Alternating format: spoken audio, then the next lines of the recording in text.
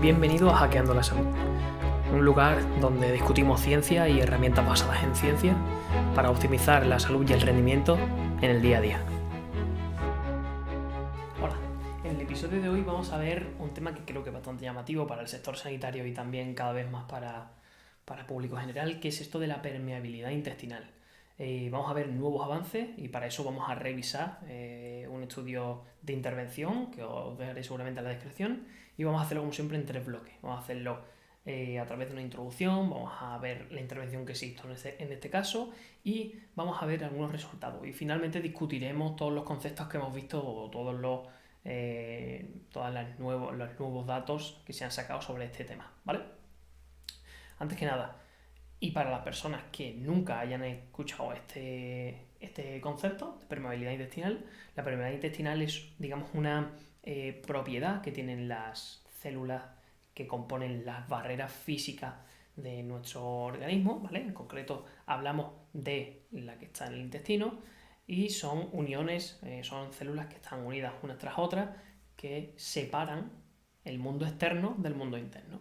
Es decir, separan, en el caso del intestino, la luz intestinal o los alimentos del torrente sanguíneo, ¿no? Digamos que son las barreras o son el grupo de células que distinguen, eligen y nos protegen de, por ejemplo, toxinas y otros tipos de sustancias que puedan ser nocivas para nuestro organismo. Pero es que también detectan los nutrientes, los minerales, las vitaminas y son capaces de introducirla al torrente sanguíneo para que hagan diana en las células que lo necesiten de todo el cuerpo. Por lo cual, este hecho de la permeabilidad o de la hiperpermeabilidad intestinal quiere decir que estas células, estas membranas, estas mucosas tengan la capacidad de realizar ese trabajo de identificación y transporte de sustancias de forma correcta.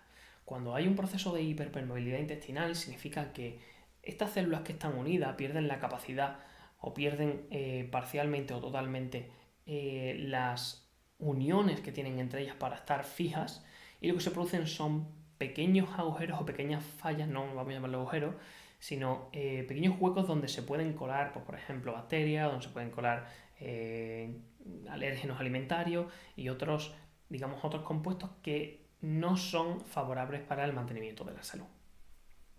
Y es que vemos que este proceso de estabilidad de membrana o de estabilidad de mucosa es uno de los marcadores más importantes de la salud.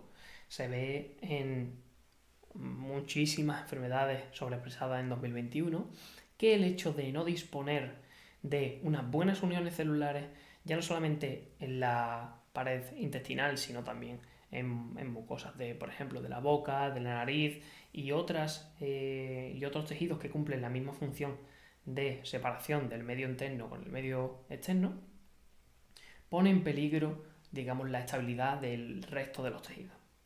Y es que normalmente estamos acostumbrados, cuando hablamos de permeabilidad intestinal, poner mucho foco en lo que pasa entre célula y célula, ¿no? Entre las conexiones que hay entre estas dos células que tienen que estar muy bien unidas para que no pase, digamos, sustancias que no queremos al interior. Vemos casi siempre que las protagonistas estructurales son las tight junction o las uniones estrechas, que son esas proteínas que anclan estas células. Y vemos también el regulador maestro, que ya lo expuso a nivel de investigación Fasano, que es la zonulina, ¿vale? A mayor expresión de zonulina, menor anclaje entre células. Esos son normalmente los conceptos o los aspectos que se centran los profesionales de la salud, la investigación y demás. Pero sin embargo, hoy vamos a ir un poco más allá. Y es que vemos que todas estas personas, que todos estos sujetos que tienen alteraciones en los procesos de permeabilidad, ya puede ser intestinal, ya puede ser la barrera hematoencefálica, ya puede ser en células glomerulares, ya pueden ser en vías respiratorias, da igual en el sitio del cuerpo que sea, que cuando está comprometido vemos que tienen una mayor probabilidad de sufrir obesidad, enfermedad de Crohn, colitis ulcerosa y otro pool más de patologías asociadas a un contexto de inflamación crónica de bajo grado. Y es que por ejemplo, en enfermedades gastrointestinales hay coincidencia de que varias alteraciones gastrointestinales que sean completamente diferentes, todas ellas cursan con estos procesos de ruptura de barrera o de alteración de la permeabilidad intestinal. Por lo cual, como decíamos antes, alérgenos, toxinas, bacterias, productos bacterianos nocivos, incluso restos de bacterias que pueden estimular el sistema inmunitario, pueden pasar en una mucosa que no sea completamente rígida o que no tenga unas uniones y una conformación correcta. Por lo cual, en este sentido siempre hemos visto, como hemos dicho antes, las interacciones, ¿no? Cuando hemos evaluado cómo están los procesos de hiperpermeabilidad en algunos pacientes, siempre miramos, oye, qué ocurre en las células. Pero realmente, no solamente cuando se deteriora un tejido, en este caso una pared celular, o como la membrana intestinal o como la pared intestinal, no solamente se dañan las uniones de las células, sino que también se dañan las células y también se daña, digamos, el medio extracelular, es decir, el líquido donde flotan, entre comillas, las células del intestino. Por lo cual, en este estudio que vamos a analizar hoy, o que vamos a exponer hoy, se hizo la siguiente intervención, ¿vale? Se propuso que sacaron algunas células digamos, creo que era del hígado, puede ser, no, del intestino, perdón, del colon, de algunos sujetos sanos, y se sacó también células de sujetos del intestino, de sujetos con colitis ulcerosa. Y estas células se sometieron a un proceso in vitro, es decir, en placas, en laboratorio, para generar organoides. ¿Qué es un organoide? Un organoide es digamos, es un conjunto de células vivas que se sacan de sujetos vivos, pero que se preparan en el laboratorio para que creen una especie de mini simulación de un hígado.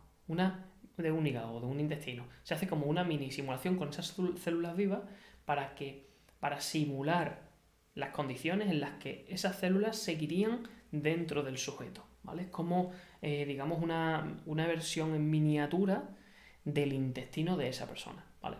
Por lo cual la intervención fue en organoides, ¿vale? En organoides de 4 personas sanas y 3 personas con colitis ulcerosa. ¿Qué es lo que se quería probar? Vale, pues se quería probar qué papel tiene un suplemento multimineral digamos, en estos contextos, tanto en sujetos sanos como en sujetos con una patología intestinal como puede ser la colitis ulcerosa. Vieron estos investigadores que aunque la visión actual fuese célula a célula, había mucho más allá. En la regulación de la permeabilidad intestinal hay mucho más allá a nivel fisiológico. Vieron que normalmente lo que solemos mirar a nivel académico y a nivel también de laboratorio cuando analizamos a pacientes con patología intestinal es la función de los desmosomas, uniones estrechas, que por ejemplo miramos también mucho las caderinas. Son proteínas que se encargan del anclaje de una célula con la otra célula que tiene al lado. Sin embargo, vimos que en estos sujetos donde hay patologías intestinales no solamente están dañadas las uniones estrechas, sino que también están dañadas la membrana basal de estos tejidos. También vimos, o también se ve, que las proteínas estructurales alteradas, que hay algunas proteínas estructurales alteradas, como por ejemplo la laminina, en tejidos, por ejemplo, de personas que sufren patología intestinal, vemos una mayor producción de colágeno tipo 4, vemos que la matriz extracelular se daña, que la matriz celular, como decíamos antes, es el medio líquido con componentes también que bañan a estas células. Vemos que también hay un perjuicio en esta matriz extracelular y no solamente un daño en las células. Por tanto, la permeabilidad o las alteraciones en la permeabilidad intestinal comprenden mucho más que las uniones estrechas que hay entre célula y célula. Cuando sometieron a estos organoides, unos el suplemento y otros no, comprobaron que en los que habían puesto el suplemento multimineral aumentaban la producción de proteínas asociadas a mejor pronóstico en patología intestinal. Parece que estos minerales tienen la capacidad de aumentar la función de la barrera intestinal de forma, directa e indirecta. ¿En qué sentido? En el sentido de que son capaces de aumentar diversas proteínas de la matriz que están asociadas con mejor función de la barrera intestinal.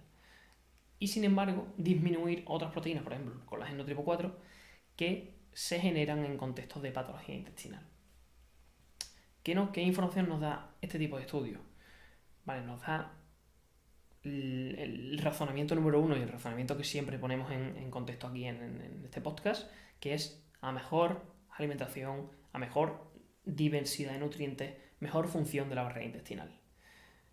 Punto número 2. En sujetos con alteraciones o patologías intestinales se ven beneficiados de, obviamente, un aumento de nutrientes, ya sea a través de un suplemento o ya sea a través de una mejora paulatina de la alimentación. Y esto es muy importante. No hay resolución de una enfermedad intestinal sin un cambio alimentario enfocado a esa patología en concreto. Y es que esta información nos ayuda a los sanitarios a hacer abordajes más completos. Normalmente estamos acostumbrados a mirar o a decir, oye, permeabilidad intestinal, damos X suplemento, damos X otro. Pero realmente con una visión simplista de lo que está pasando en las células, sin tener en cuenta lo que está pasando en la matriz extracelular, sin tener en cuenta lo que está pasando en otras proteínas que no están, anclando una célula con otra, sino lo que está pasando en la matriz, lo que está pasando, por ejemplo, en el ecosistema microbiológico que cohabita con estas células intestinales.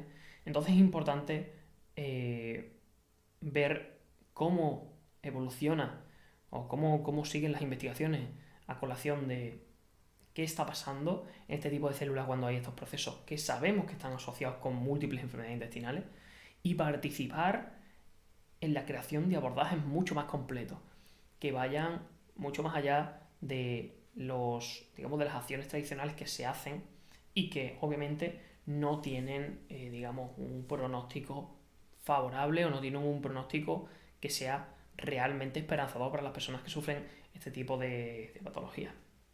Este grupo de investigación también hizo una intervención posterior en la que comparó los efectos en sujetos con patología del multimineral con solamente el calcio, porque el calcio que era el mineral que tenía más alto este suplemento multimineral. Y se dieron cuenta que el calcio también mejoraba algunos aspectos de la matriz extracelular en las que se encontraban estas células, pero sin embargo el suplemento multimineral era bastante más efectivo. ¿Qué quiere decir esto? Que no damos los beneficios solamente a un mineral, sino que damos a un pool de herramientas, de minerales que pueden dar lugar a la formación de proteínas o a la regulación de la comunicación célula-matriz, célula-célula, etcétera, etcétera. Y están haciendo actualmente una intervención en un montón de personas durante 180 días con colitis ulcerosa, viendo quizás a ver con una población más grande qué sucede, y ya un estudio in vivo, no in vitro, no en placa, a ver qué ocurre con este suplemento en estas personas que están sufriendo este tipo de patologías. Como discusión, como conclusiones, vamos a tener en cuenta, quizás con la información que hemos sacado en este episodio, en el que simplificar que los procesos de alteración de barreras van simplemente en mejorar las uniones. Como sanitarios tenemos que ir más allá, tenemos que investigar qué está pasando, tenemos que ver intervenciones que puedan mejorar no solamente las uniones, sino también el contexto, la matriz y obviamente los microorganismos que están cohabitando en este nicho, en este espacio de nuestro cuerpo. 2. Vamos a entender que con los suplementos no se arregla todo. ¿Esto qué quiere decir? Bueno, pues esto quiere decir que la probabilidad de mejorar con un suplemento sin abordar aspectos base, como por ejemplo la alimentación, el ejercicio físico, el estrés, el descanso y otras cosas más importantes, se reduce muchísimo. Y al final vamos a estar invirtiendo un dinero en suplementos que no le vamos a sacar el máximo rendimiento. Por lo cual, prioridades. Primero los aspectos base y después las intervenciones de precisión o las que vayan más enfocadas a mejorar el entorno celular que puede haberse visto afectado, ¿vale? Entonces, para no liarme mucho más, espero que te haya gustado este capítulo. Si conoces a alguien que le pueda interesar este tema, te agradecería muchísimo que se lo pasases. Y nada, nos vemos en el próximo episodio. Te mando un abrazo enorme. Espero que te haya gustado y que tengas un genial día.